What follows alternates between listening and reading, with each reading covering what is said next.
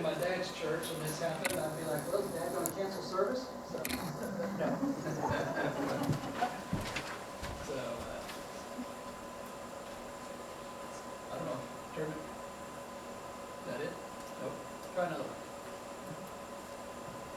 I think there it is. There I am. Now I can hear myself think. Think out loud.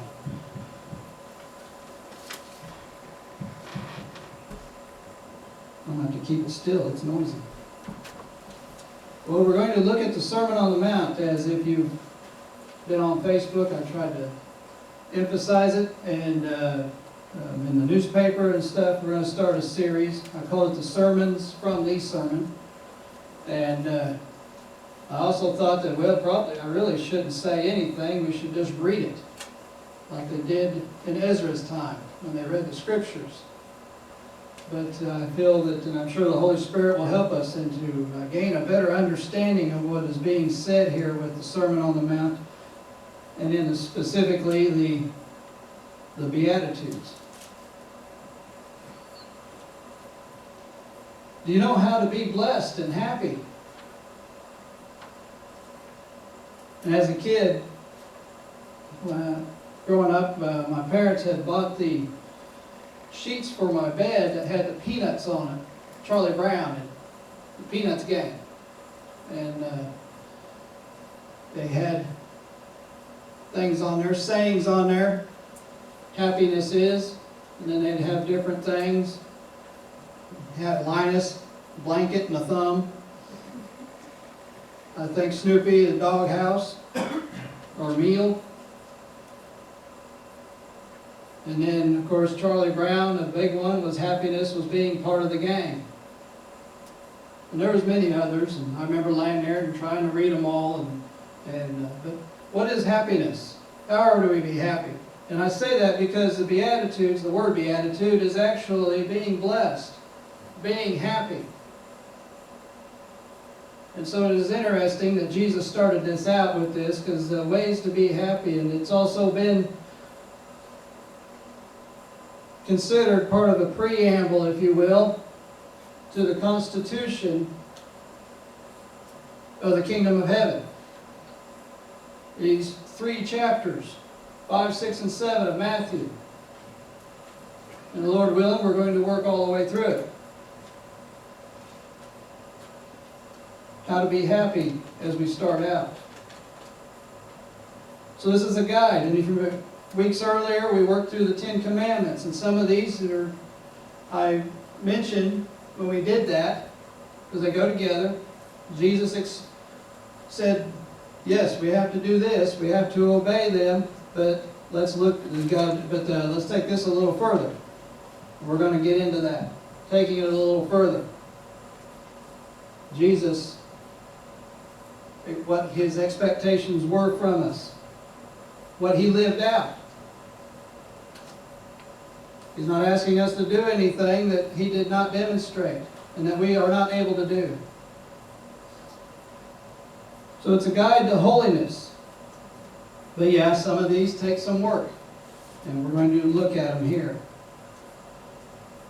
I'm going to read just the Beatitudes, and if you read Matthew chapter 5, verses 1 through 11. And it says, when he saw the crowds, he went up on the mountain, and after he sat down, his disciples came to him. Then he began to teach them, saying, the poor in spirit are blessed, for the kingdom of heaven is theirs. Those who mourn are blessed, for they will be comforted. The gentle are blessed, for they will inherit the earth. Those who hunger and thirst for righteousness are blessed, for they will be filled.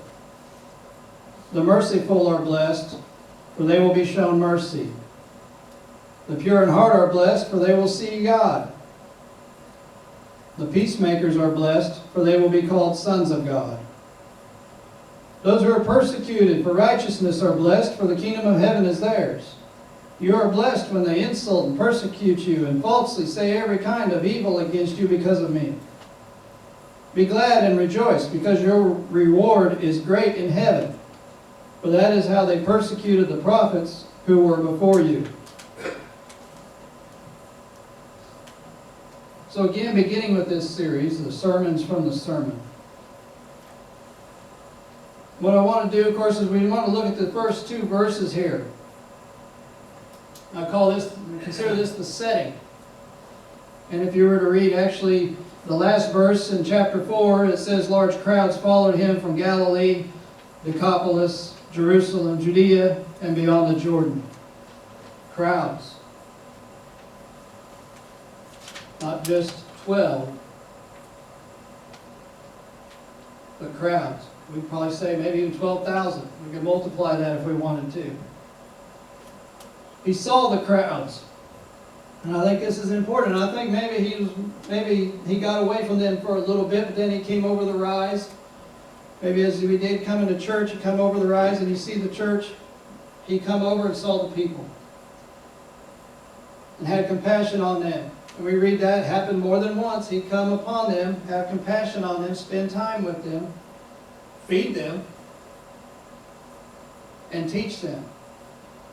What Matthew has here is probably a summary, in these 3 chapters, a summary of what Jesus taught, probably on a daily basis, to the disciples, to the people he came across. I'm sure the disciples heard these Beatitudes more than once. Probably a lesson right there. We should read them more than once. But he saw the crowds. He saw an opportunity.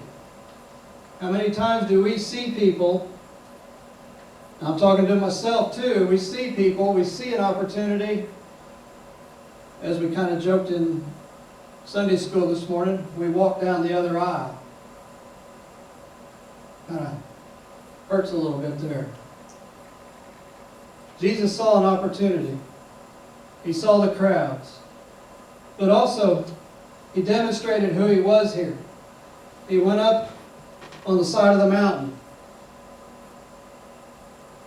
If you remember, Moses went up to receive the 10 Commandments from God. Jesus was going up to teach. The Son of God was going up to teach. There, he was giving essentially straight from God's mouth. Didn't have to go through a prophet, a man being taught by God himself. The direct connection. And maybe even a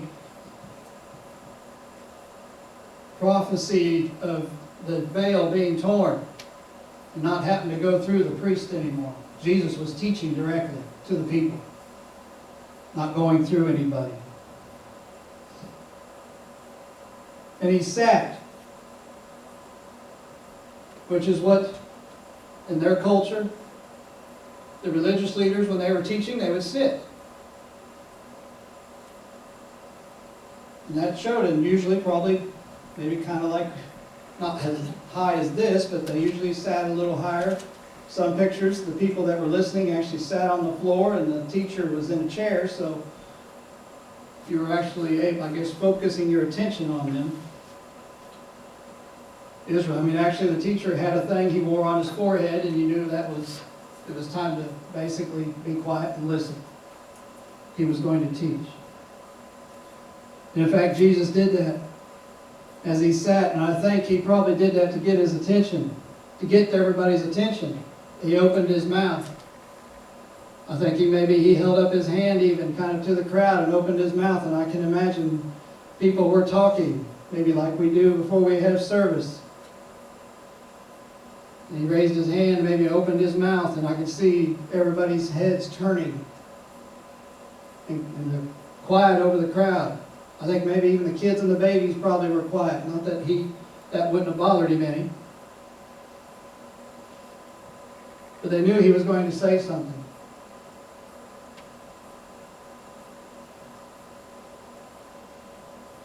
He opened his mouth and he instructed not only the disciples but the crowd as well. Some believe and think it was just directed toward the disciples. Well, no. I mean, yes, they were right there in front. They were in front of the class. They filled up the front row. But it was also for the whole crowd. this sermon. And so we're going to look at it. And I know I took a little time there, but I want us to really appreciate what Jesus was doing here. The time he was taking to teach these people. The time he takes with each one of us. But let us look at this first one, this first beatitude. And again, remember, the beatitude is more of a blessing. That's why it says that. It's also happy, joy. Different ways of translation in that word. Verse 3 says, the poor in spirit are blessed, for the kingdom of heaven is theirs. Or probably one you're familiar with, blessed are the poor in spirit. What is the poor in spirit? What does it mean to be poor in spirit? Some people kind of take that last part off and say, blessed are the poor. And then they run with that, saying that, well, you're not blessed unless you're broke. You're not blessed unless you're poor. And there's some truth to that in a way, but also, and I think what is more important, it is our spiritual need. Poor in spirit. What is our need? What problems do we have? What have we hung on to and not let go? Not given up to God? Being sorry.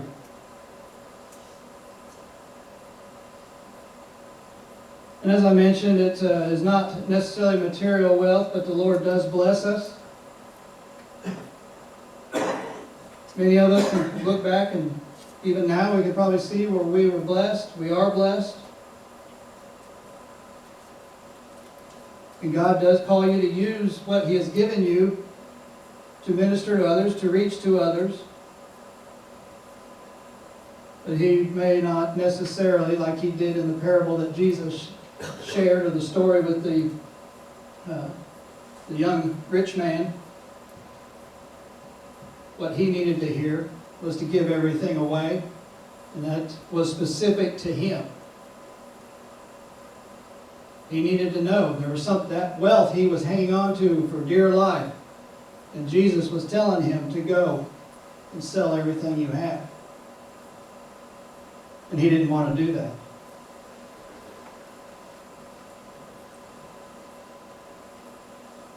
So it's different for each person. What is it that you're sorry for, that you need to let go of and give to God? God will bless us, and we should remain humble. Poor in spirit, it also is an attitude. We are humble. I commend this church. I don't need to, expound on that much. This community, this is a humble community. And we are honored to be a part of it. And I think that is key. Being poor in spirit, you're not proud or personally independent. I think as far as the business world, I thought of Sam Walton. And we lived there for a period of time in Bentonville. And he actually was alive. And when my brother was in high school, he actually worked there at the store in Bentonville. He was the CSR back when they had most of the registers open. In fact, if it was closed, it was because it was broke down. But he was over the front, the cashiers, and everything, things that went on up there. And one day, which was common, Sam walked in and just went up and stood beside my brother, just asking how the day was going, how was business. And if you've all seen pictures, you know he might have a suit on. A lot of times he probably didn't. He wore that old Walmart hat, the old hat with the pad front and net and mesh back. Always wore that hat. But he didn't go seeking the store manager. which the manager was probably tripping over himself trying to get to it. He wanted to talk with whoever was there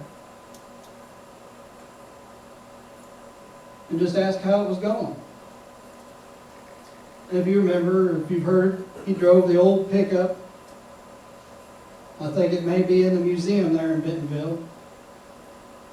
He could have bought the newest pickup, biggest pickup of that time, whatever denomination of pickup you believe in. And probably he could easily, we know he could, pay cash for it. But he drove that same pickup. That was his pickup. Probably everybody knew where he was by that pickup. But he was humble, poor in spirit. I believe his heart was in the right place. His heart was with God. I don't know. I never got to talk to the man. We'll find out in time. But he still had that attitude. He didn't brag or think he was better than everybody else. He didn't think he was better than the cashiers, the stockers, the cart pushers, those that went out and gathered carts. So there's an example. Biblically, we have Paul, the Apostle Paul. And we see in Philippians 4:12, he says, I know both how to have a little, I know how to have a lot. In any and all circumstances, I have learned the secret of being content, whether well fed or hungry, whether in abundance or in need. We are all part of the kingdom of heaven, and we should act like it. Paul understood what it was to have and have not. You read the book of Acts, you can see when he had and when he had not. But he was content. He was happy. He was humble. Are you that way? And then the next one, verse 4. Says, those who mourn are blessed, for they will be comforted. Blessed are those who mourn. Again, different views on this. Different way of looking at it. But it is mourning our sinful acts. Mourning our lost soul. It is also mourning the lost souls of others. The lost souls of the world. The state of the world. We talk about that a lot. We mourn the loss of loved ones, and yes, in that time we are comforted that way too.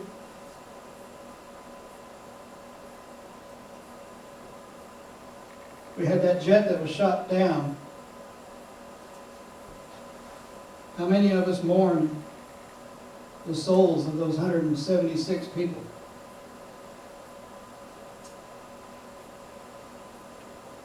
I'm not raising my hand either. We felt bad for it, but did we really consider how many of those actually knew Christ? We don't know. Do we mourn for the lost souls? Do we mourn for those in this area, in our country, our countryside here, our community? Do we mourn those that have not come to Christ? And when we mourn, do we pray? But He will comfort us. Again, we mourn loss. When somebody is, of course, right with the Lord and they go on from this life, we have mourning for a while, for a little bit, but then we also have a celebration because of where they're at. God turns that mourning into celebration. And we should be thankful, yes, of the life that they had here. We might be thankful and even a little jealous of the life that they have now. But we don't forget them. And God will comfort us. And we can all share stories of where we have been comforted. Whether it is our personal mourning for our souls, or our family. He will comfort us and maybe even open an opportunity again for us to minister to them, our family members, our friends. Revelation 21:4, He will wipe away every tear from their eyes. Death will no longer exist. Grief, crying, and pain will exist no longer because the previous things have passed away. I know what he's referring to there. Of course, the establishment of the new kingdom, and the new heaven and the new earth. We will have our new bodies, our glorified bodies. No more tears, but he will also wipe away the tears here, where we're at right now. He will comfort us. He will take the pain away.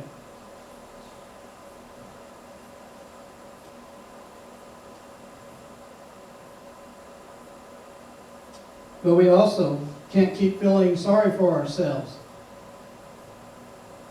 We talked about that, how the Israelites almost, they were to the point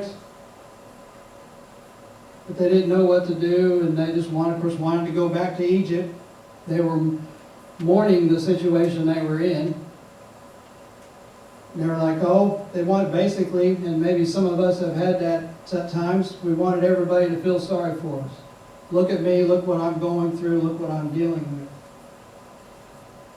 We have to make sure we don't go too far in that extreme. Seeking attention.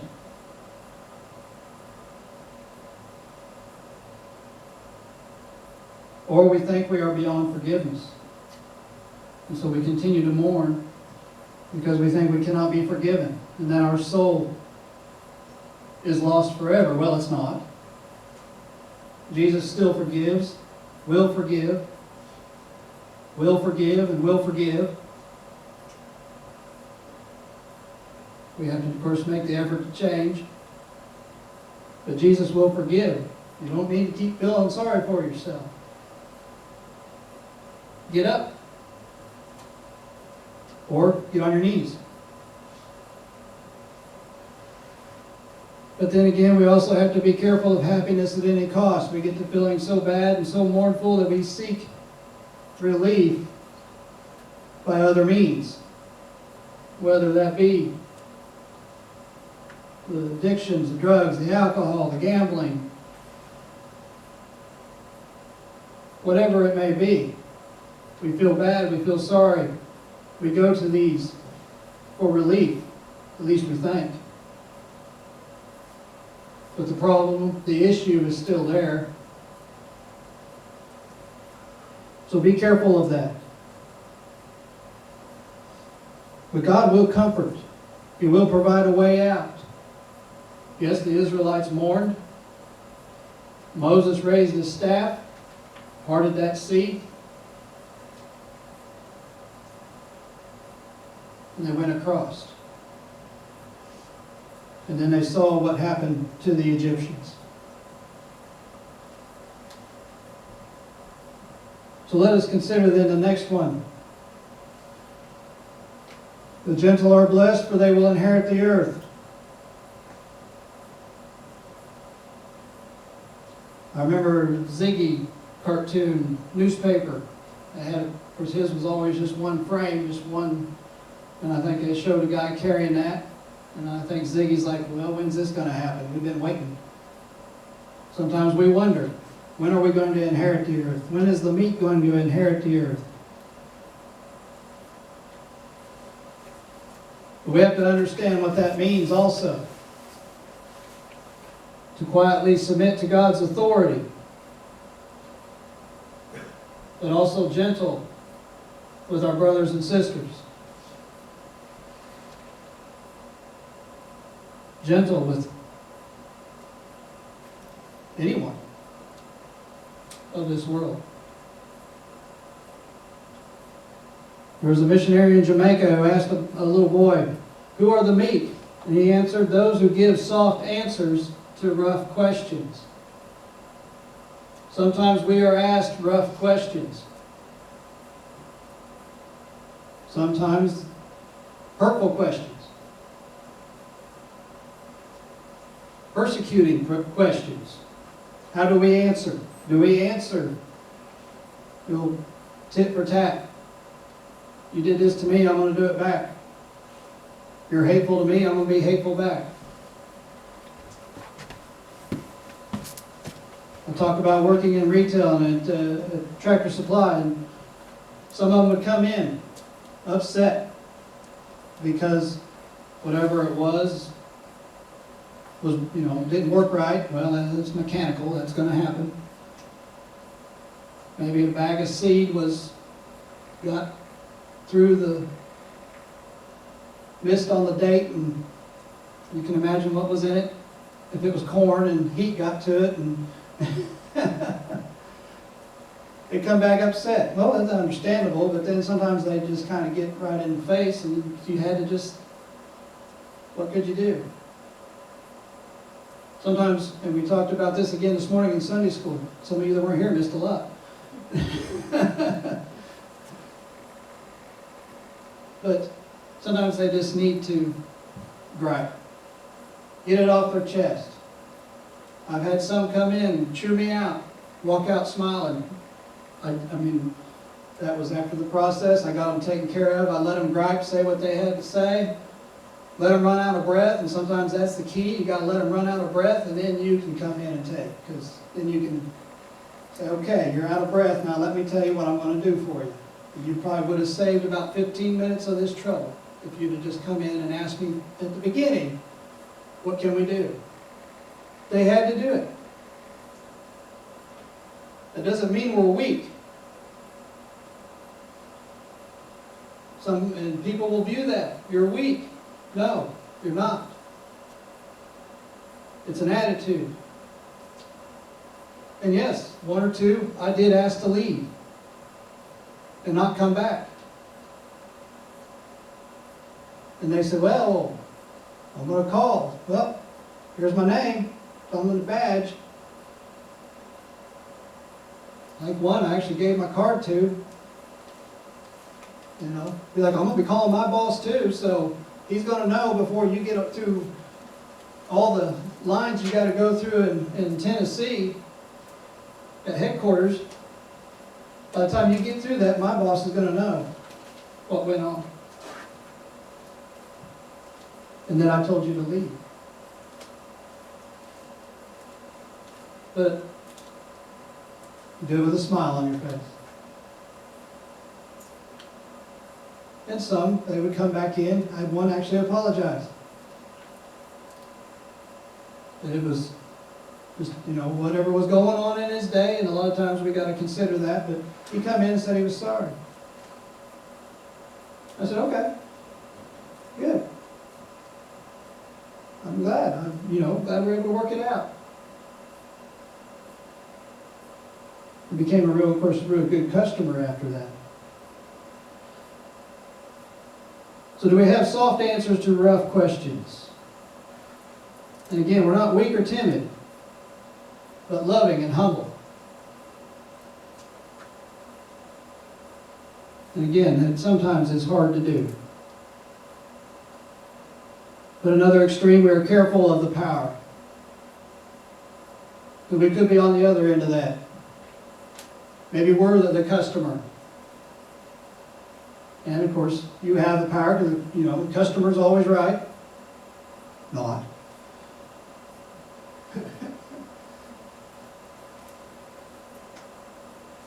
But if you're in a position of power, how are you? One of the books I finished reading on leadership, and that is one of the things that is emphasized, is being humble. You're in a position of leadership. I mentioned Sam Walton, humble. What is our attitude? How are we? Are we humble? Humble but strong. And then, of course, it says in that we will inherit the earth or the land.